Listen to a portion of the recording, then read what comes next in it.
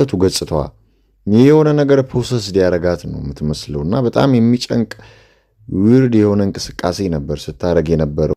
እቺ ልጅ እንግዲህ የበፊት ገጽታዋ የበፊት ማንነቷ እንዲህ አልነበረም። እንደምታውቁት ከዲያብሎስ ጋር ዲል ካረገች በኋላ ነው ይሄን ገጽታ ያዘችው። እንዲሁም ጋድ ኢዝ ኤ ውመን ብላ ከዘፈነች በኋላ ከዲያብሎስ ወግና እግዚአብሔርን ስትቋወም፣ በእርግጥ እግዚአብሔር አይዘበትበትም፣ ሰው ሁሉ የዘራውን ያጭዳል ይላል ቅዱሱ ቃል። የዘራውን አጭዳለች እና ክርስቶስን በብዙ ትቋወም ነበረ። ነገር ግን አጋንንት የጠቀማት መስሏታል። ግን እንዲህ የምታዩትን ማንነት ገጽታ ሰጥቷታል። ታዲያ ያንን በደይ ሰበን እያየን ነበር በመረጃና በማስረጃ ከዚህ በፊት። አሁን ደግሞ ዲያብሎስ እንደተጫወተባት ተናገረች፣ አመነች። በቃ ኢሬዝ ማይ ሚሞሪ እያለች አሪያና ግራንዴ አድሚት ዳት ሺ ሃዝ ጎን ትሩ የሚካኤል ስራ ማለት ነው። በዚህ በሚካኤል ስራ ፕሮጀክት በብሬን ዋሽ እንዳለፈች ማለት ነው።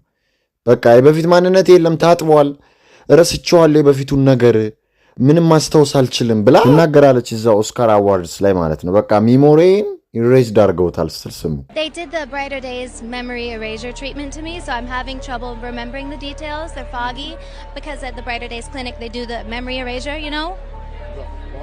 The memory erasure, they erase my memories. እንዳያችሁት ነው እንደሰማችሁት ነው። እና የልጅቷ ህይወት አሁን ላይ ይሄንን ይመስላል። ሁለተኛው ፎቶ ላይ ያለውን ይመስላል ማለት ነው።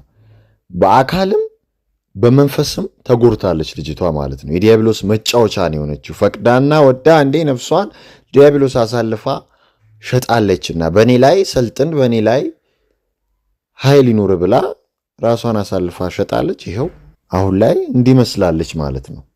አያችሁ፣ ሰው የዘራውን ያጭደዋል የተባለው ይሄ ነው።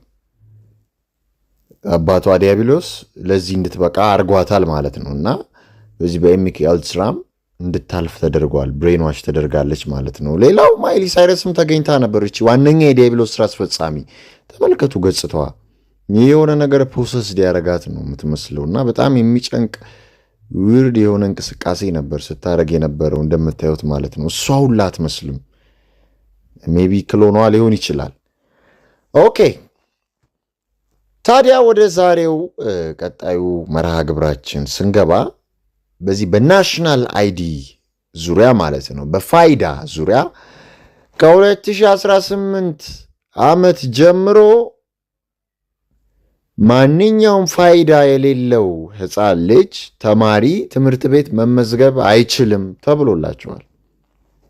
እና አሁን በመላው ሀገሪቱ ላይ ሕፃናት እንደምታዩት የፋይዳ ምዝገባ እያካሄዱ ነው ያሉት ማለት ነው።